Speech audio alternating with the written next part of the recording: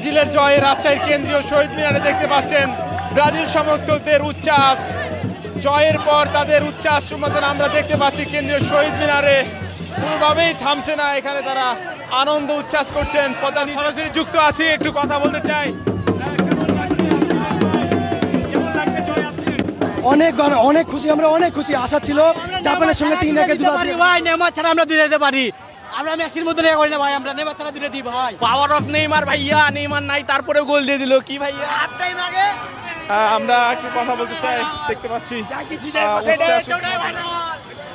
কেমন লাগছে আপনাদের এই জয়? কেমন লাগছে জয়? ভালো ভালো ভালো, অনেক ভালো।